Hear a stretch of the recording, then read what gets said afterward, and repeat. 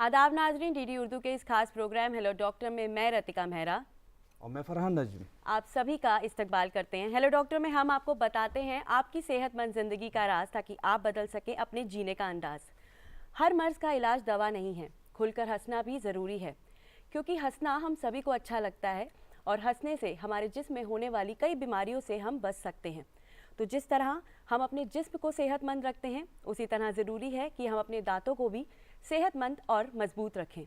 पर कभी कभार क्या होता है कि चोट लगने की वजह से या एक्सीडेंट की वजह से हमारे दांत टूट जाते हैं, या फिर कैविटीज़ की वजह से दांत सड़ जाते हैं या गल जाते हैं, जिस वजह से हमें उस दांतों को निकलवाना पड़ता है। तो इस वक्त ज़रूरत पड़ती है एक प्रोस्थोडोंटिस्ट की। प्रोस्थोडोंटिस्ट हमें dental implant, dentures, crown, bridges के ज़रिए हमें आर्टिफिशियल दांत के साथ एक असली मुस्कुराहट देते हैं। तो नाजरीन, अगर आप भी दांतों की किसी समस्या से जूझ रहे हैं या दांतों में किस तरह से मजबूती लाई जाए ये जानना चाहते हैं, तो आज का ये प्रोग्राम आपके लिए खास है। उसके लिए आपको हमारे स्टूडियो के टोल फ्री नंबर पर कॉल करना होगा और आप हमारे माहिरीन से अपने सवालात को पूछ सकते हैं। लेकिन पहले इस मौजू पर देखते हैं ये खास रिपोर्ट।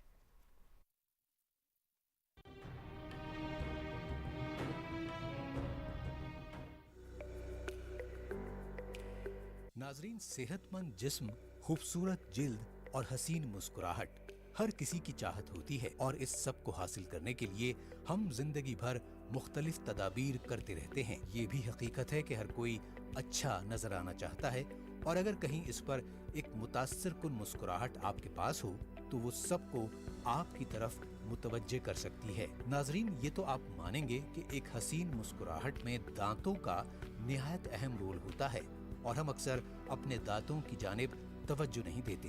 दांतों के माहिरीन का ख्याल है कि इंसानी जिंदगी में तकरीबन आधी बीमारियां खराब दांतों की वजह से होती हैं। इसीलिए दांत इंसानी जिस्म का बेहद अहम तरीन हिस्सा हैं। जिंदा रहने के लिए इंसान खाने पीने का मोहताज है, और खाना खाने के लिए सेहतमंद दांत जरूरी हैं, क्योंकि जो ग़िज़ा मैदे में उतरती है वो दांतों के तवस्सुत से ही मुमकिन है।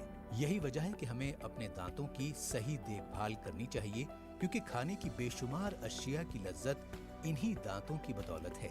इसीलिए ज़रूरी है कि हम अपने दांतों की साफ सफाई का ख्याल रखें, और साथ ही साथ अपने मसूड़ों और ज़बान को भी साफ रखें। नाजरीन, आज हमारे तिब्बी शोबे ने इतनी तरक्की कर ली है कि यहाँ तकरीबन हर काम मुमकिन है। अब मिसाल के तौर पर प्रोस्थोडोंटिक्स यानी फन दंदान साजी को ही ले लीजिए। ये दांतों के शोबे की वो शाख है जिसमें एक प्रोस्थोडोंटिस्ट दांतों से मुताल्लिक पेचीदा मामलात को हल करता है। इसमें खोए हुए या खराब हुए दांतों को मसनूई साजो सामान से बहाल और तब्दील किया जाता है। ये दांतों, दाढ़ों की पैबंदकारी यानी इम्प्लांटेशन, डेंचर्स, जबड़ों को लगाने में आला तरबियत याफ्ता होते हैं। अगर कुदरती तौर पर किसी के दांत बेतरतीब या टेढ़े हैं तो उन्हें भी इसकी मदद से ठीक किया जा सकता है। अगर किसी का सामने का दांत किसी चोट या कीड़ा लगने के सबब टूट गया है, या किसी के सामने के दांतों में खला यानी गैप है, तो प्रोस्थोडोंटिस्ट की मदद से इसे दुरुस्त किया जा सकता है।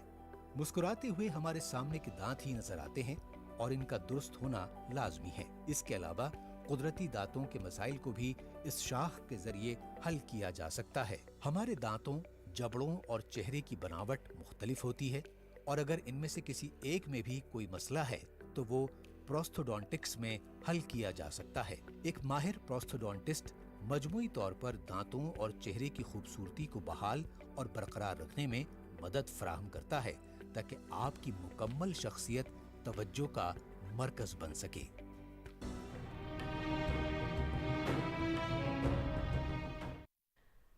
हेलो डॉक्टर में आज का हमारा मौजू है प्रोस्थोडोंटिक्स। तो आइए समझते हैं प्रोस्थोडोंटिक्स होता क्या है, इसमें क्या क्या टेक्निक्स का इस्तेमाल किया जाता है, और कब ये समझे कि हमें एक प्रोस्थोडोंटिस्ट के पास जाना चाहिए। और इन्हीं सभी मौजूआत पर आज गुफ्तगू करने के लिए हमारे साथ है एक्सपर्ट का एक बहुत ही खास पैनल। तो आइए आपका उनसे तारुफ कराते हैं। हमारे साथ हैं doctor Veena Jain, professor and head department of prosthodontist, AIIMS Delhi से। आपका इस्तकबाल है मैम। हमारे साथ है doctor Rekha Gupta, professor and head department of prosthodontist, Maulana Azad institute of medical sciences से। आपका भी इस्तकबाल है। और हमारे साथ है doctor Pankaj Madhukar, prosthodontist and implantologist. आपका भी इस्तकबाल है। और आयुर्वेदा से हमारे साथ जुड़ रही हैं doctor Shagufta Nasreen, assistant director, directorate of Ayush, government of NCT Delhi से आप सभी का इस्तकबाल है। तो सबसे पहले डॉक्टर वीना, मैं आपसे जानना चाहूँगी कि खुलकर हंसना हम सभी को अच्छा लगता है और अभी हमने जाना भी, तो ऐसे में अगर कोई दांतों में कोई परेशानी या दिक्कत आ जाती है तो प्रोस्टोडोंटिस्ट के पास हमें जाना चाहिए। तो पहले मैं ये समझूंगी कि प्रोस्टोडोंटिस्ट होता क्या है और एक प्रोस्टोडोंटिस्ट का रोल क्या होता है। ये बहुत ज़रूरी क्वेश्चन है। सबसे पहले तो हम ये समझें कि प्रोस्टोडोंटिस्ट होता क्या है। प्रोस्टोडोंटिस्ट एक ब्रांच है पूरी, जिसमें दांत अगर किसी का रंग ख़राब है या दांत टूट गया है या दांतों में कोई ऐसी बीमारी है जो दांत थोड़े छिद्रे हो गए हैं जो तार लगा के सही नहीं किया जा सकते, तो या फिर आपके दांत जैसे अभी बताया आपको जो दांत किसी भी वजह से निकल गए हैं तो उन दांतों को हम नकली तरीके से लगाते हैं। ओके। दांतों को ही नहीं, दांतों के अलावा अगर किसी वजह से आपकी कई बार ऑपरेशन होता है, आपकी जबड़े की हड्डी को भी थोड़ा पोर्शन हटा देते हैं या मुंह का कोई सॉफ्ट टिश्यू लाइक टंग या आँख नाक कान हटा देते हैं, वो सब भी प्रोस्टोडोंटिस्ट नकली मटेरियल से बना देते हैं। नकली मटेरियल पर असली मुस्कान आप सभी देते हैं। तो डॉक्टर रेखा, ये कैसे समझें कि जब भी कोई दांतों की परेशानी हो तो ये कौन कौन से ऐसे अलामात या सिम्टम्स की हम बात करें तो हमें ये समझना चाहिए कि अब हमें डेंटिस्ट के पास जाना है या प्रोस्टोडोंटिस्ट के पास जाना है?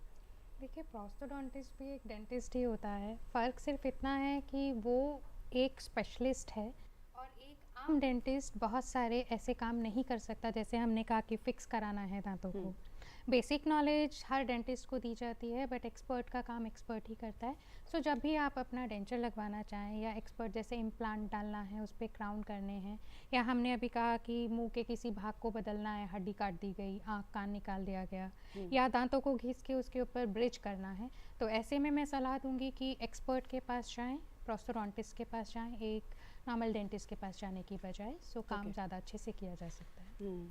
डॉक्टर पंकज, जैसे कि अभी हमने जाना कितना ब्रॉड सब्जेक्ट है ये, तो जो टेक्निक्स इसमें बताई गई हैं, तो जो ये दिक्कतें आती है दांतों के निकल जाने की, टूटने की, गिरने की, गिरना और टूटना तो हमने बताया एक्सीडेंटल भी हो सकता है, पर अगर निकलते हैं दांत तो क्या सिर्फ उम्र का ही समझे कि एक उम्र के बाद ही ये दिक्कत आती है या किसी भी उम्र में हो सकता है? किसी भी उम्र में किसी को भी आ सकती है। जैसे दांत में कैविटी हुआ ओके। और थोड़ा नज़रअंदाज किया तो उसको रूट कैनाल ट्रीटमेंट होता है एक, उसको बचाने का, वो नहीं कर सकते किसी स्थिति में। ओके। तो उस दांत को सिंगल टूथ को निकाल के हम उसको इम्प्लांट से साथ ही साथ रिप्लेस कर सकते हैं, नए दांत से। नए दांत से, बिल्कुल नए दांत से।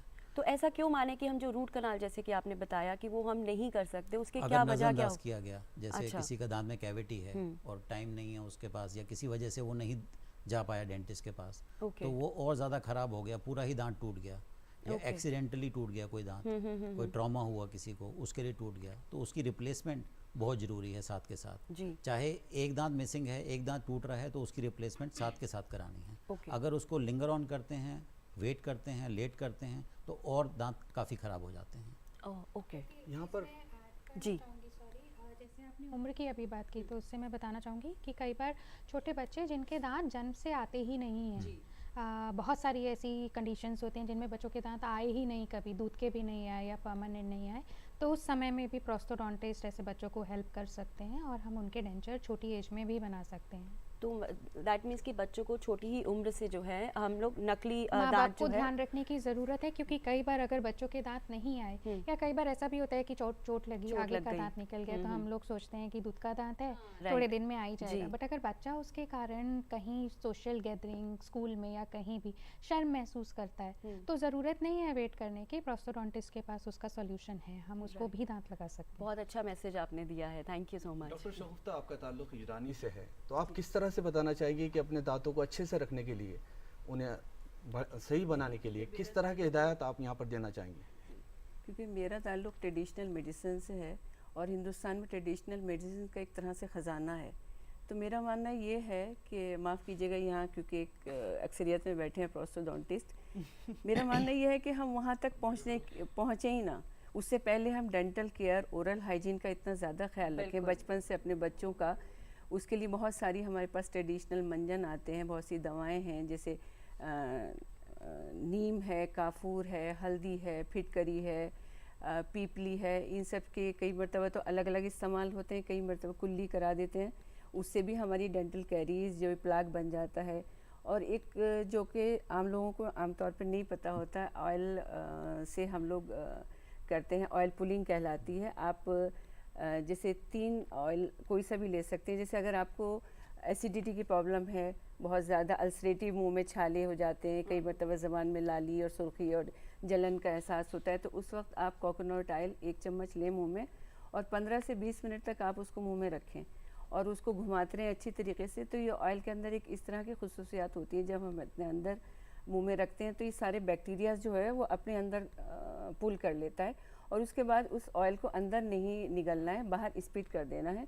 उसके बाद अगर आपको फौरी कुछ खाना है तो आप कुल्ली करें इत्मीनान से, उसके बाद खाएं। तो ये क्या होता है कि हमारी एनेमल को भी ठीक रखता है, हमारी एसिडिक रिएक्शन जो आमतौर पे कभी ग़िज़ाइयत की वजह से, कभी बहुत सारी हम दवाएं लेते हैं या कुछ ग़िज़ाएं इस तरह से लेते हैं जिससे एसिडिटी ज़्यादा बन जाती है, उसको भी कंट्रोल करते हैं। मान लीजिए अगर आपको बदहज़मी रहती है तो जिसकी वजह से मुँह में बैड ब्रेथ होती है, उसकी वजह से आप अगर सीसेम ऑयल जो होता है इसका तिल का तेल, उससे अगर आप ऑयल पुलिंग करें तो उसके लिए बेहतरीन दवा के तौर पे काम करता है और एंटीबैक्टीरियल डिसइंफेक्टेंट के तौर पे तो काम करता ही करता है। हेल्दी, हमारे दांतों को हेल्दी भी बनाता है, एनेमल को भी हेल्प करता है।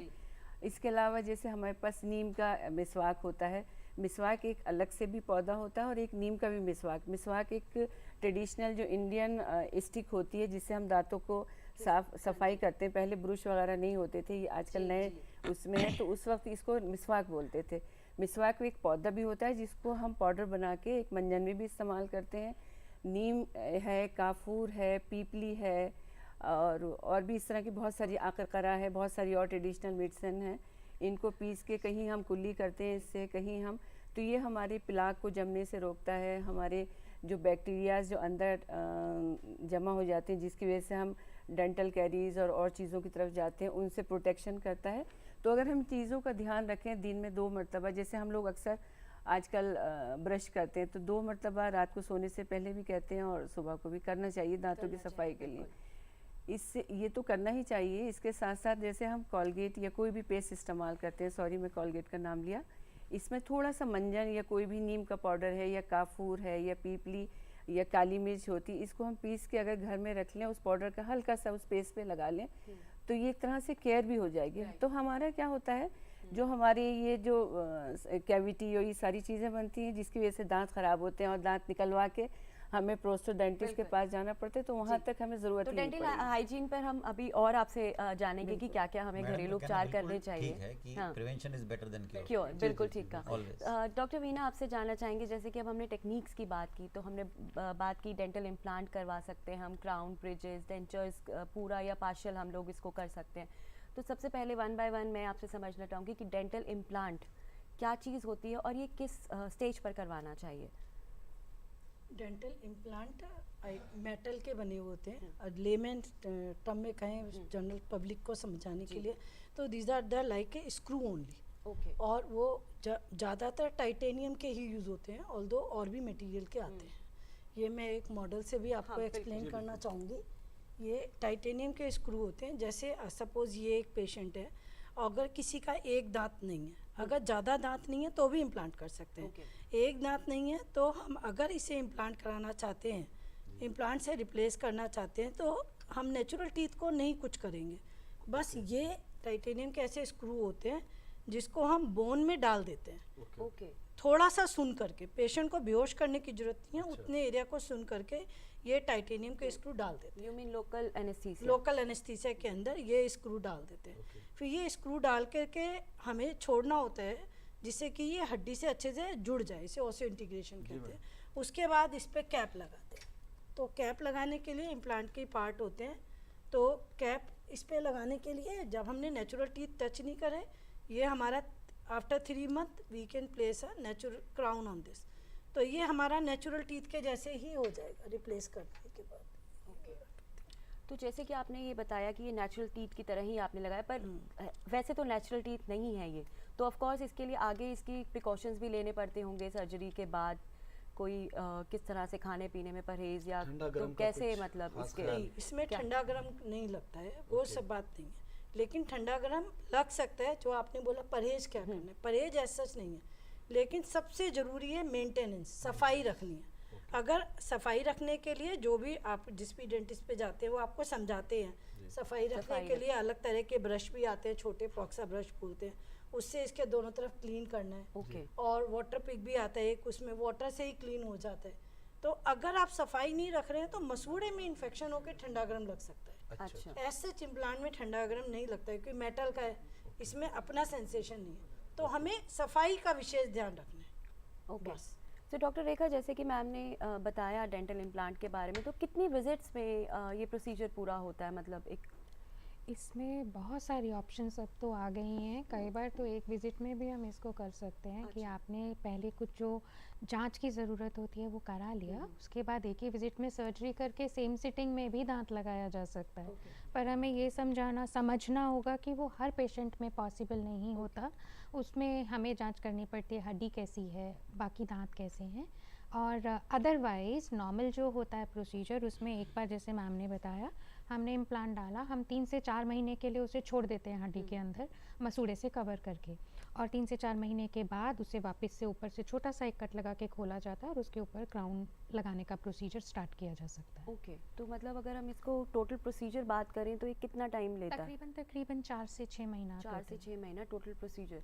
तो 4 से 6 महीना डॉक्टर पंकज इसको लगाने में लगता है, तो उसके बाद इसकी रिकवरी में भी टाइम लगता होगा, बिकॉज आप उसको स्क्रू कर रहे हैं तो वो उसी दौरान रिकवरी हो गई। अच्छा। जब इम्प्लांट डाला आपका ओके। तो वो जो 2-3 महीना 4 महीना रुके, उसी टाइम वो जो इम्प्लांट है वो हड्डी के साथ चिपकता है। उस अच्छा। प्रोसीजर को ऑसियो इंटीग्रेशन बोलते हैं। ओके। वो सेल्फ बॉडी का प्रोसीजर है। तो वो एक बार चिपक गया तो उसके ऊपर जो उसका स्ट्रक्चर है वो लगा के उसका कैप लगा देते हैं, जो दांत चढ़ा देते हैं। तो रिकवरी उसी दौरान हो गई 3-4 महीने में। तो अगर इसकी लाइफ स्पैन की बात करें तो कितनी लाइफ रहती है? और खाने पीने में, बिकॉज ये नकली है, असली दांत नहीं है, तो खाने पीने में कुछ तो परहेज, जैसे हार्ड चीज़ें या कुछ तो परहेज करना होता होगा, या नॉर्मल किसी भी टाइप की कोई परहेज नहीं है? कोई इसमें। नहीं है? नहीं, अच्छा, बिल्कुल नहीं तो है। ये तो बहुत अच्छी बात है कि आप इजीली करवा भी सकते हो और आपको कोई आगे जाके कोई परहेज परहेज कोई भी नहीं है मैम। अच्छा। और इसका अगर हम टाइम की बात करें कि कितने टाइम तक ये स्टे कर सकता है, या दोबारा कब ज़रूरत पड़ेगी हमें दिखाने की इसको?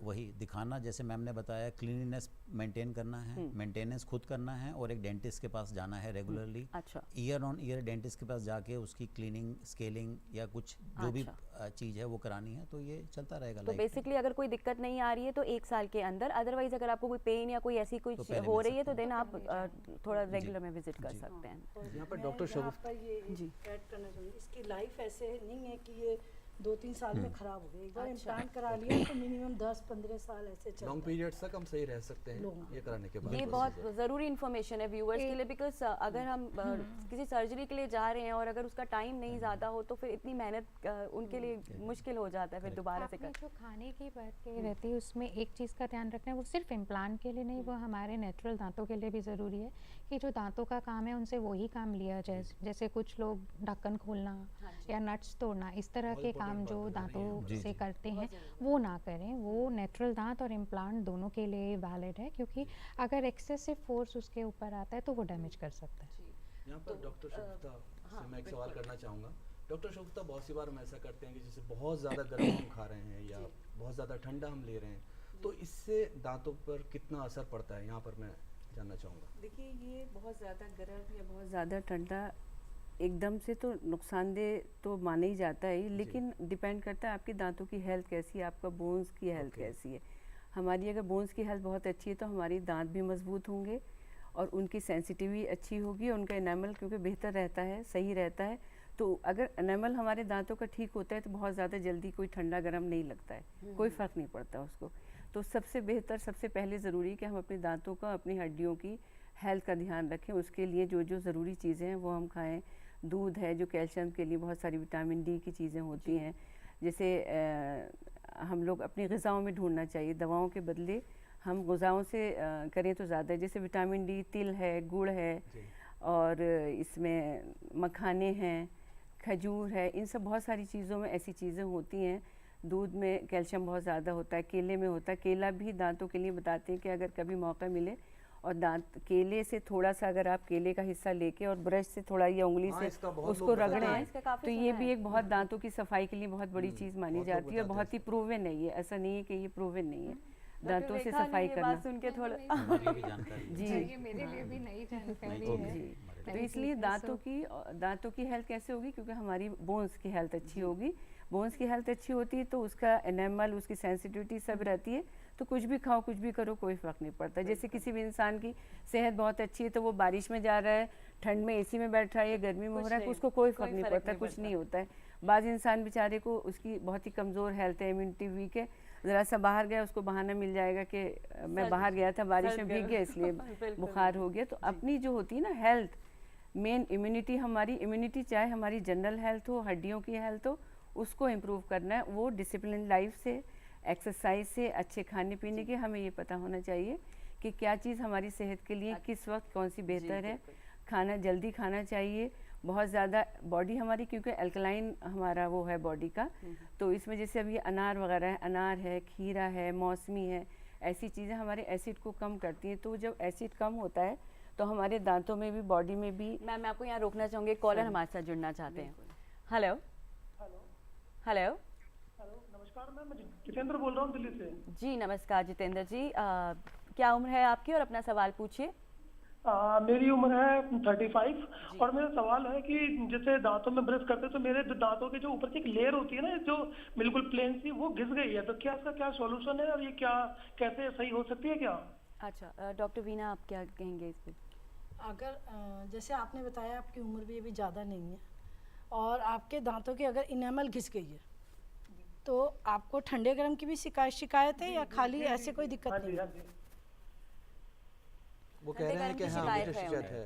ठंडे गर्म की भी शिकायत है तो एक तो आपको सबसे पहले तो डेंटिस्ट के पास जाना है दिखाने के लिए आपका दांत कितना घिसा है। अगर बहुत थोड़ा घिसा है तो टूथपेस्ट से भी, वो अलग अलग तरह के टूथपेस्ट आते हैं जिन्हें लगाने से भी सिर्फ ठंडा गर्म सही हो जाता है। लेकिन अगर थोड़े भी ज़्यादा घिस रहे हैं और दांत और ना घिसे, उन्हें घिसने से रोकने के लिए भी हम लोग प्लेट अप्लायंस बनाते हैं। तो कई बार इतने कम घिसे होते हैं कि उसी से हम आपका प्रॉब्लम सॉल्व कर सकते हैं। उसे स्प्लिंट कहते हैं, वो आपको बना के दिया जा सकता है। और अगर उससे ज़्यादा घिस गए हैं तो फिर उसके बाद और इलाज होते हैं जो आप जाएंगे तो डेंटिस्ट आपको बताएंगे, प्रोस्थोडोंटिस्ट के पास जाएंगे तो और अच्छे से बताएंगे कि आपको लैमिनेट की ज़रूरत है या आपको क्राउन की ज़रूरत है, किस चीज़ की ज़रूरत है वो बताएंगे। लेकिन ऐसा नहीं है कि सीधे क्राउन एडवाइस किया जाता है, ऐसे नहीं होता। हाँ जी बिल्कुल। हमारे जो एनामल हमारा जो वीक होने लगता है, इसकी कम हो जाता है, इसके लिए हमारे सलाइवा में थोड़ा एसिडिक वो ज़्यादा हो जाता है। तो उसके लिए रोज़ाना आप अनार खाएं और जो एसिड को कम करने वाली चीज़ें होती हैं, और पानी खूब पिएं। तो और ऐसी चीज़ें खाएं जैसे सलाइवा, जैसे लीची वगैरह होती है, सलाइवा हमारा अच्छा बनाती है, चेरीज़ वगैरह होती है, सलाइवा अच्छा बनाती है। तो ये एसिडिक रिएक्शन को रोकेगी। जब एसिडिक रिएक्शन हमारे सलाइवा में, हमारे मुंह में कम होता है तो उससे भी हमारा एनामल बेहतर होता है। और दूसरा ये है कि अगर हमारा डाइजेशन ख़राब है, उसकी वजह से भी ये चीज़ें होती हैं। तो डाइजेशन को सबसे पहले बेहतर करना ज़रूरी है, और ऐसी चीज़ें खाएं जो हमारे एसिडिक रिएक्शन को कम करे, बॉडी को एल्कलाइन फॉर्म में रखे। तो ये दांत का हमारा बहुत अच्छा नेल का वो रहता है एक ना। और चीज़ की इन श्रोता को जो जांच करने की ज़रूरत है कि क्या इनका ब्रश बहुत हार्ड तो नहीं है। अच्छा हाँ ये तो भी वो भी घिसने का कारण हो सकता Right. है। सो नरम ब्रश यूज़ करें, और जैसे लाल दंत मंजन या पाउडर वाले जो पेस्ट होते हैं, उन्हें टूथपेस्ट जो है वो टूथ पाउडर्स ना यूज़ करें, वो भी कई बार उसे घिसता है। जैसे कि आपने सॉफ्ट ब्रशेस की बात की, तो जनरली हम कहते हैं कि बच्चों के लिए सॉफ्ट ब्रशेस यूज़ करने चाहिए, या हर एक एज में हमें ब्रशेस जो है वो सॉफ्ट ही नहीं होने चाहिए। यहाँ पर डॉक्टर साहब से मैं एक सवाल करना चाहूँगा। सॉफ्ट ही रहे। डॉक्टर साहब, बहुत सी बार हमारे दांत गिरने शुरू हो जाते हैं एक एज पर पहुँचने के बाद, तो क्या ये एज फैक्टर है या फिर हमारी कुछ खुद की गलतियाँ होती हैं? दांत गिरना एज फैक्टर नहीं है।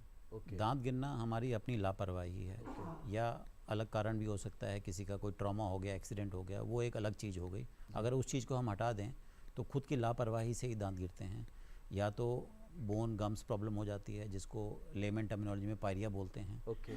या दांत में कैविटी हो के इतनी कैविटी बढ़ गई कि जो ऊपर का स्ट्रक्चर है वही धीरे धीरे टूटता गया, बुरता गया और ख़त्म हो गया। तो एज से रिलेटेड दांत गिरना नहीं है। अच्छा। एज से रिलेटेड को हम सोसाइटी दे देती है कि मेरी एज 70 साल हो गई है तो मेरे दांत जाने ही हैं। तो इसमें ऐसा ये मान नहीं है। सकते हैं कि शायद हमारे जिसमें किसी चीज़ की कोई कमी हो रही है, कैल्शियम की Lifestyle भी कमी कह या सकते कुछ हैं, भी लाइफस्टाइल में कुछ ऐसे चेंजेस है जिस Lifestyle। वजह से वीकनेस की वजह से दांत जो है Correct। हमारे गिरने शुरू हो गए हैं। करेक्ट, वो भी है। नेग्लिजेंस सबसे बड़ा फैक्टर है। Negligence, Okay। Yes, brushing twice is mandatory Mandatory। And negligence ऐसा कि आपका एक दांत मिसिंग है या एक दांत में प्रॉब्लम हुई है तो आपको डेंटिस्ट के पास तुरंत जाना चाहिए। आप उसको निगलेक्ट करेंगे, निकाल दिया, सोचो कोई फ़र्क नहीं पड़ता, मेरे पास 32 दांत है, मैं तो खाना खा रहा हूँ, मुझे क्या फ़र्क पड़ता है, पीछे का दांत है, किसको दिखना है, वहीं से शुरू होती है प्रॉब्लम। जहाँ शुरू हुई वहीं ख़त्म कर देनी है।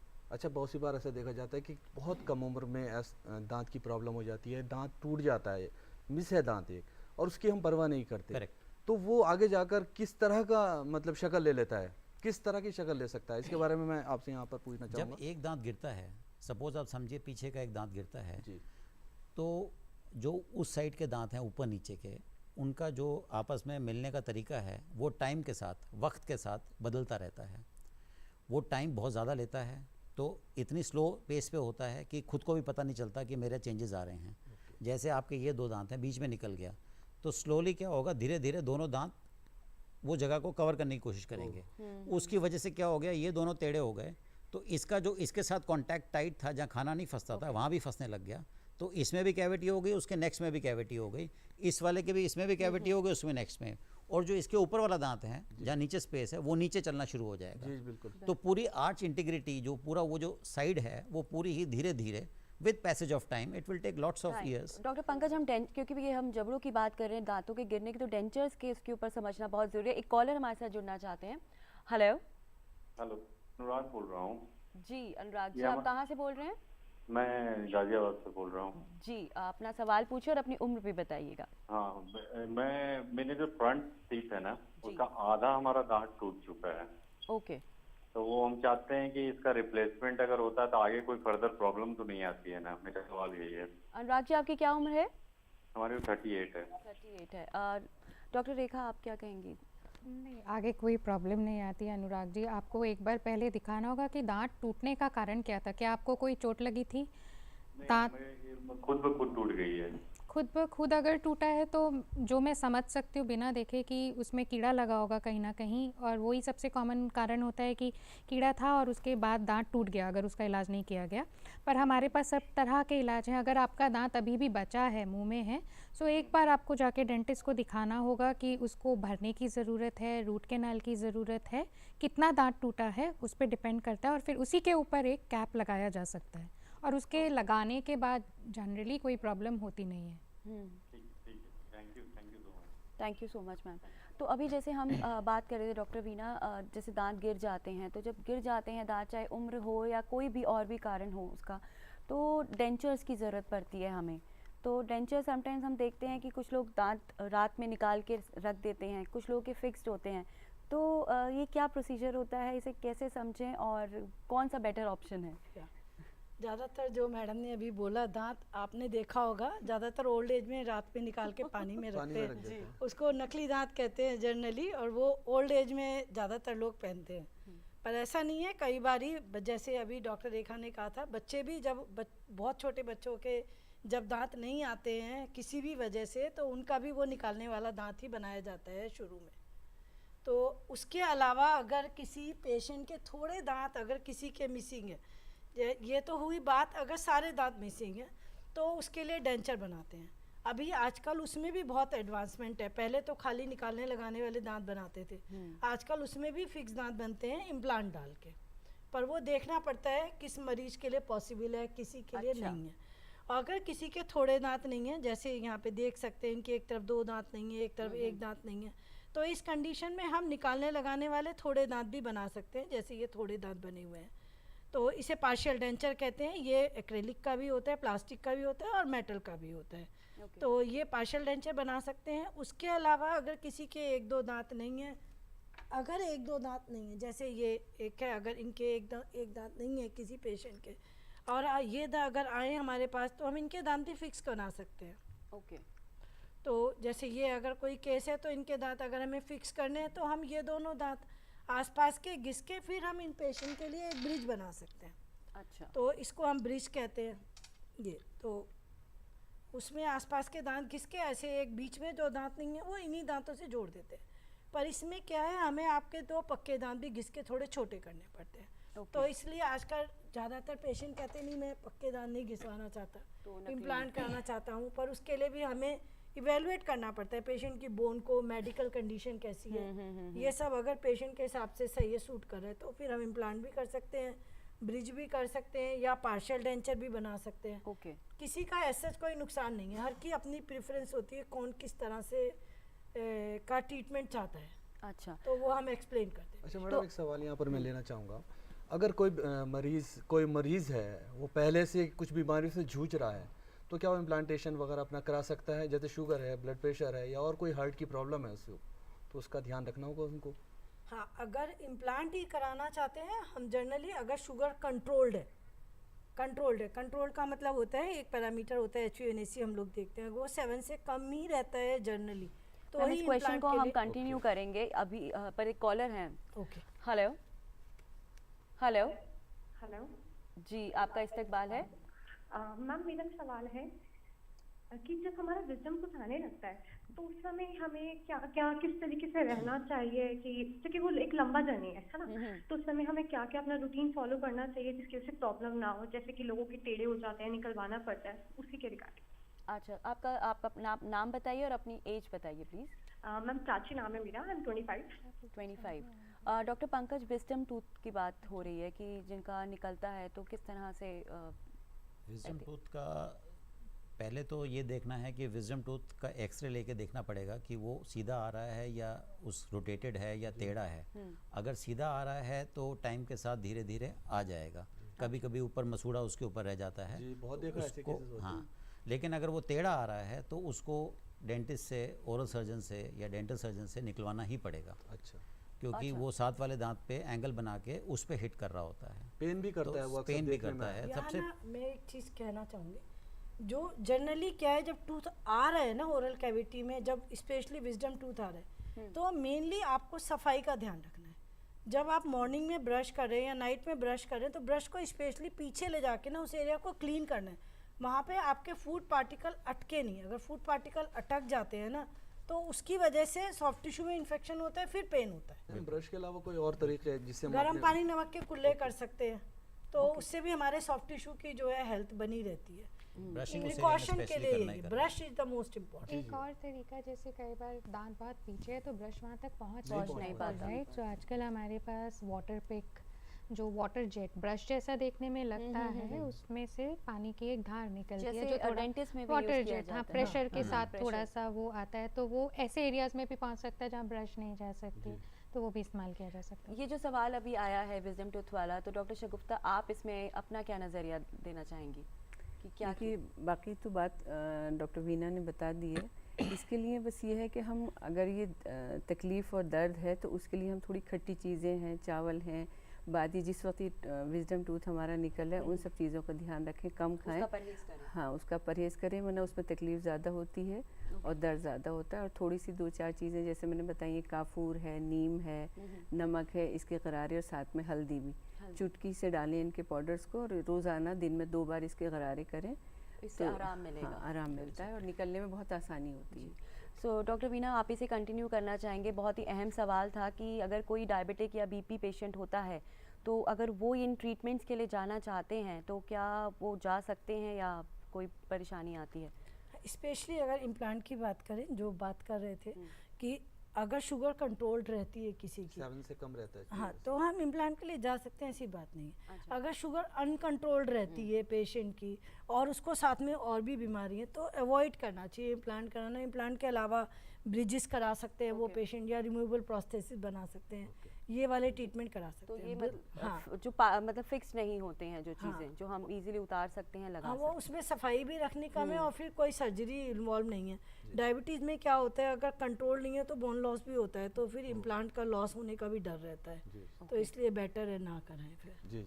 डॉक्टर रेखा, एक और तरीका है जिसे हम क्राउनिंग बोलते हैं, वो क्या तरीका होता है? वो ब्रिजेस से कितना डिफरेंस होता है और क्या बेस्ट ऑप्शन होता है, ब्रिजेस या क्राउनिंग? जैसे अभी एक श्रोता का फ़ोन आया था कि मेरा दांत टूट गया है, पर दांत निकला नहीं है, दांत बचा हुआ है।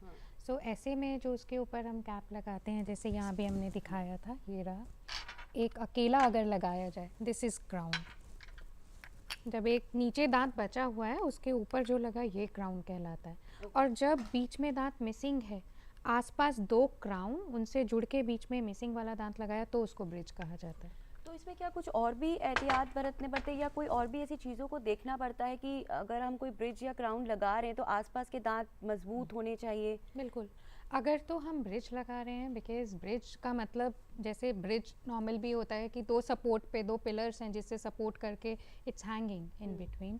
सो आसपास के दांत जब तक मजबूत नहीं हैं तो वो बीच वाले दांत को सपोर्ट नहीं दे पाएंगे, वो खुद ही कमज़ोर हैं। तो अगर हम ब्रिज लगाने जा रहे हैं चाहे एक दांत या मल्टीपल दांतों के लिए, तो बहुत ज़रूरी है कि उसके आगे भी दांत हो, पीछे भी दांत हो और दोनों की ही हड्डी मजबूत होनी चाहिए ताकि हाँ जी, ताकि वो उस दांत को सपोर्ट कर सके। और अगर अदर ऑप्शन, अगर हड्डी में कोई मतलब कमज़ोर है, नहीं है मजबूत, तो फिर वो किस ऑप्शन के लिए जाए? तो उस सिचुएशन में हम शायद रिमूवेबल के लिए जाना प्रेफर करेंगे, क्योंकि अगर ऑलरेडी खुद ही एक कमज़ोर दांत है वो दूसरे को क्या सहारा देगा। तो ऐसे में हम रिमूवेबल के लिए जा सकते हैं, या अगर सूटेबल है तो इम्प्लांट भी कंसिडर किया जा सकता है। डॉक्टर पंकज, हम जनरली देखते हैं बहुत शिकायतें आती हैं कि दांतों पे पीलापन हो जाता है, या सभी दांत ठीक हैं, एक आध दांत के ऊपर कोई निशान हो गया है काला या पीला निशान पड़ गया है जो कि हंसने में, मुस्कुराने में बहुत बुरा लगता है, तो उसके लिए क्या किया जाए? देखो, पीला निशान है अगर वो एक्सटर्नल दाग है तो स्केलिंग क्लीनिंग से चला जाता है। बट अगर वो इंटरनल दाग है, कोई फ्लोरोसिस स्टेन है पहले से, तो उस पर हम लैमिनेट कर सकते हैं। वो क्या लैमिनेट होता है कि जैसे क्राउनिंग है, क्राउनिंग में हम दांत के चारों तरफ स्ट्रक्चर पे कवर करते हैं। लैमिनेट में केवल सुपरफिशियल आगे, जो आगे वाली साइड है जो दिखती है, उस पर एक पतली सी लेयर चढ़ जाती है जो दांत के साथ चिपक जाती है। वो लैमिनेट कर सकते हैं ताकि बाकी दांतों के साथ उसका रंग मैच हो जाए, बाकी दांतों के साथ मैच हो जाता है। तो लैमिनेट मतलब ये भी किस तरह का प्रोसीजर रहता है, इसमें कितना टाइम लगता है और कितने टाइम तक ये सस्टेन करता है? हाँ, लैमिनेट का प्रोसीजर जैसे क्राउन का प्रोसीजर रहता है, टाइमिंग ऑलमोस्ट उतना ही लगता है, 2-3 सिटिंग लगती हैं डेंटिस्ट के पास, और वीक 10 डेज में पूरा हो जाता है काम पूरा। और उसकी ड्यूरेबिलिटी की बात करें तो it is as durable as your natural tooth, but definitely it's an artificial structure, artificial चीज़ है, तो एवरी आर्टिफिशियल चीज़ हैज़ अ शेल्फ लाइफ। तो गुड नंबर ऑफ 10 ईयर्स तो एवरेज लाइफ रहती ही है। और सिटिंग्स लेते रहिए, जब तक कोई प्रॉब्लम नहीं आती है तो चलता रहेगा। डॉक्टर वीना, अभी हम बात करें दांत गिरने की, हमने बात की, प्लांट की बात की, एक दिक्कत और आती है जिसे हम डायस्टीमा कहते हैं, जिसमें दांतों के अंदर गैप होता है, चाहे वो बचपन से ही गैप हो या फिर कहते हैं कि उम्र के साथ जैसे जैसे उम्र बढ़ती है तो भी गैपिंग स्टार्ट होने लग जाती है दांतों में। तो उस केस में आपका क्या रोल रहता है? पहले तो अगर बचपन से किसी को गैप है तो सबसे पहले बचपन में भी गैप सही किया जा सकता है। जो ऑर्थोडोंटिस्ट हमारी एक ब्रांच है जिसमें तार लगाते हैं, वो तार लगा के गैप को कम कर देते हैं। तो वो अपने हिसाब से देखते हैं किसका कितना कम किया जा सकता है, फिर कम करते हैं। और बात रही उम्र के साथ जो गैप आ रहा है, वो जनरली दांतों के जो चारों तरफ हड्डी होती है वो समय के साथ अगर थोड़ा गल रही है या कमजोरी हो रही है, या कुछ लोगों में बोलते समय टंग आगे आती है तो उसके प्रेशर से भी दांत छिद्रे होते हैं। तो वो भी उन्हें डेंटिस्ट को दिखाना चाहिए कि उनके दांत में स्पेसिंग, ऐसा नहीं है उम्र के साथ सबको स्पेसिंग आनी ही आनी है, तो उन्हें जाके डॉक्टर को दिखाना चाहिए कि मेरे दांत छिद्रे क्यों हो रहे हैं। अगर हड्डी कमज़ोर की वजह से है तो आजकल उसका भी इलाज होता है। तो आपका छिद्रापन होना रोका जा सकता है। अगर किसी हैबिट की वजह से है तो उसके लिए भी अप्लायंस दिया जाता है। और बाकी अगर और कुछ नहीं हो सकता, अगर वो कहते भाई अब हड्डी को गलना तो और रोका जा सकता है, या जो हड्डी की बीमारी है उसको हम सही कर रहे हैं, लेकिन जितने छिद्रे हो गए उसके लिए आप कुछ और इलाज करा लो, तो उसके लिए फिर हम लैमिनेट या क्राउन उन दांतों पे भी लगा सकते हैं। तो बेसिकली हमें परेशान होने की कोई ज़रूरत नहीं, कोई भी दिक्कत हो दांतों की तो प्रोस्टोडोंटिस्ट के पास जाके उसका इलाज करवा सकते हैं। हाँ, खाली प्रोस्टोडोंटिस्ट नहीं, और भी लोग हैं उनके पास भी चाहिए। तो डॉक्टर रेखा, एक बहुत ही इम्पॉर्टेंट सवाल है ओरल कैंसर्स। ओरल कैंसर्स की वजह से बहुत ज़्यादा समटाइम्स हड्डी निकालनी पड़ती है, या और भी क्या क्या परेशानियाँ, जो अभी कोविड भी हुआ है तो उसमें ब्लैक फंगस भी एक हमने देखने को मिला है, तो वो बहुत ही इम्पोर्टेंट इस टाइम पे सवाल है। बहुत ही इम्पोर्टेंट सवाल है, क्योंकि आमतौर पे ना लोगों को पता है इस बारे में कि प्रोस्थोडोंटिस्ट ये काम करते हैं। इवन कई बार हमारे मेडिकल फ्रेंड्स को भी इतना उसके बारे में जानकारी नहीं होती। सो कई बार अगर कैंसर के कारण, या जैसे अभी आपने ब्लैक फंगस की बात की, तो हमने बहुत सारे ऐसे मरीज़ देखे जिनको फंगस के कारण उनकी हड्डी गल गई थी, हड्डी निकालना पड़ा, या फेस का कोई हिस्सा जैसे कि आँख या नाक तक वो फैल गया था तो उसे भी काटना पड़ा। सो प्रोस्थोडोंटिस्ट उन निकाले गए हिस्सों को कृत्रिम तौर पे वापस से बना सकते हैं। जैसे मैं यहाँ पे एक मॉडल की हेल्प से दिखाना चाहूँगी। एक पेशेंट का है जो अभी कोविड के बाद जिसको ब्लैक फंगस हुआ था, तो उसकी पूरी हड्डी, दोनों तरफ की हड्डी निकालनी पड़ी, जिसके कारण मुंह और नाक के बीच में एक कंटिन्यूटी बन जाती है। तालू निकालने के कारण सो पेशेंट खा नहीं सकता है, पी नहीं सकता है, सब कुछ जो वो ले रहा है वो मुंह नाक के अंदर जा रहा है। तो ऐसे में हम लोग ये प्लेट, जिसको ऑब्चुरेटर कहते हैं, हम ये बना सकते हैं। तो ये एक कृत्रिम तालू की तरह से काम करता है और नाक और मुंह के बीच में फिर से एक रूफ जैसा क्रिएट कर देता है और इसकी हेल्प से पेशेंट खा पी सकता है फिर से। ये वाली प्लेट में तो हमने दांत नहीं लगाए हैं। जैसे एक और केस यहाँ पे है जिसमें एक तरफ के दांत बचे हुए हैं, सिर्फ एक ही तरफ की हड्डी निकाली गई, तो डिफेक्ट एक तरफ है। ये ऑब्चुरेटर अगेन मैं दिखाना चाहूँगी। तो इसमें हमने तारों की मदद से, जो दांत बचे हैं उसके ऊपर तार लगा के उसकी मदद से हम इस प्लेट को मुंह में टिका सकते हैं। तो ये जो आपने ये वाला ये जो मॉडल आप दिखा रहे हैं, इसमें आधे दांत हैं, आधे दांत एक तरफ की हड्डी सिर्फ मरीज की निकाली गई, बाकी तरफ नॉर्मल था, तो उसे हम बचा पाए। तो ऐसे में फिर ऑब्चुरेटर जो है वो एक ही तरफ बनेगा। और इसमें फ़ायदा ये रहता है कि इसको टिकाने के लिए मेरे पास दांत है, उसके ऊपर मैं तार लगा के और इसको प्लेट को मुंह में टिका सकती हूँ। इसमें अभी तो दांत नहीं लगे हैं, ये सर्जिकल फेज़ में दिया जाता है। उसके बाद जब हीलिंग हो जाती है डिफेक्ट की, तो हम इसमें नॉर्मल डेंचर की तरह दांत भी लगा सकते हैं। ओके, तो इससे जो है हमारा जो फेशियल जो बिगड़ जाता है एक्सप्रेशंस और वो सारी चीज़ें काफ़ी हद तक, पूरी तरह कई बार जो सर्जिकल डिफेक्ट्स होते हैं, स्कारिंग हो जाती है सर्जरी के कारण, वो तो हम नॉर्मल नहीं कर पाते हैं। बट बहुत हद तक मुंह को सपोर्ट देना, मुंह के टिश्यू को सपोर्ट देना, जो खोई हुई मुस्कान है, दांत निकल गए थे, वो हम वापस लगा सकते हैं, वापस ला सकते हैं। और सबसे बड़ी बात कि पेशेंट बिना नाक में खाना और पानी जाए बिना खा पी पाता है इसकी मदद से।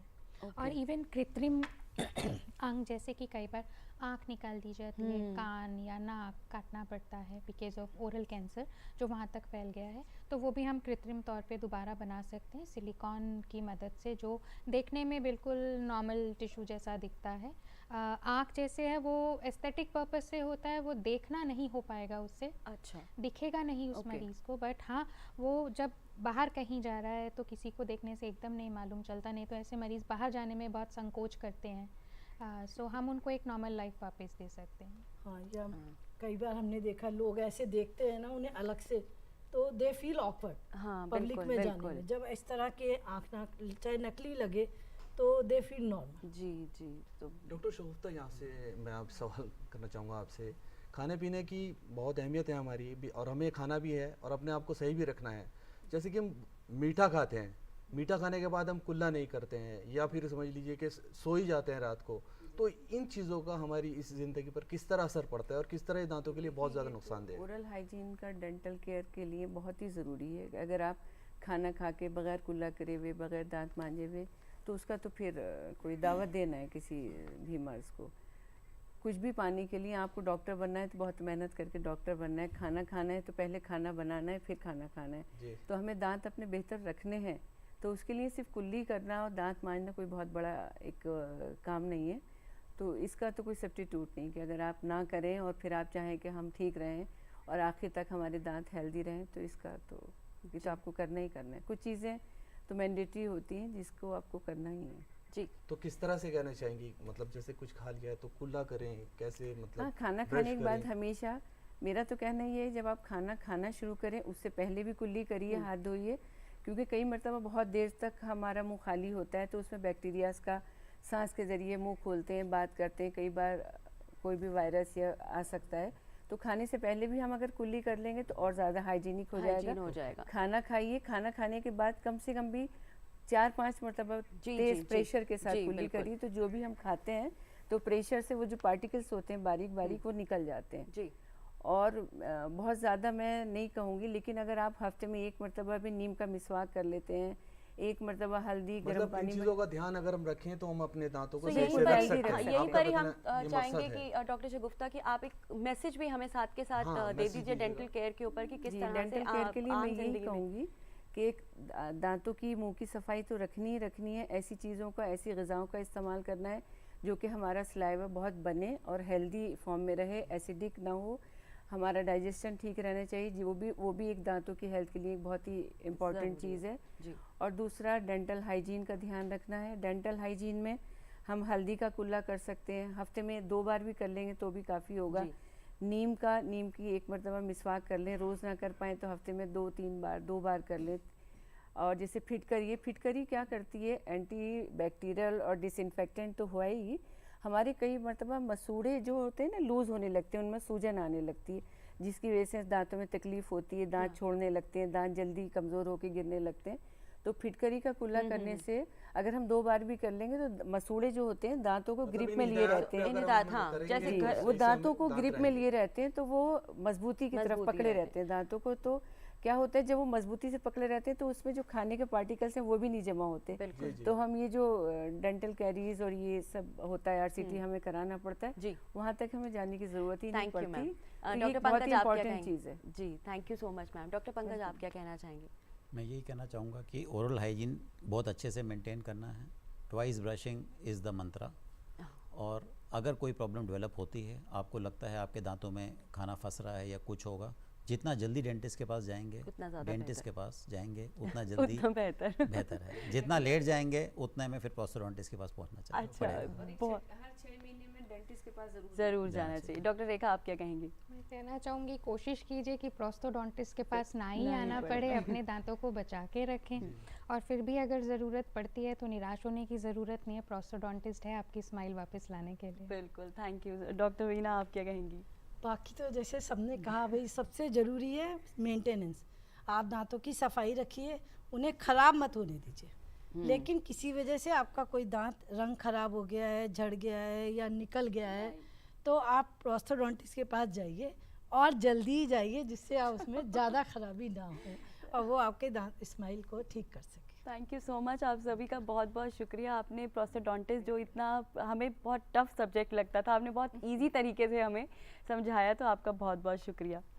तो हमें पूरी उम्मीद है नाजरीन कि आज की ये पेशकश आपको बेहद पसंद आई होगी। और अगर आपकी भी कोई राय हो तो आप हमें ईमेल कर सकते हैं। हमारा ईमेल ID है hello.ddurdu@gmail.com। और हमारे YouTube चैनल के साथ भी आप जुड़ सकते हैं, जो हमारा YouTube चैनल है DD उर्दू। अब अपनी मेज़बान रतिका मेहरा को दीजिए इजाज़त और फरहान नज़म जी को भी दीजिए इजाज़त। चाहेंगे यहाँ पर। अगले हफ्ते फिर होगी आपसे गुफ्तगू किसी खास मौजू पर। तब तक के लिए हमें दीजिए इजाज़त। खुदा हाफिज़। अपना और अपना का ख्याल रखें। अल्लाह हाफिज़।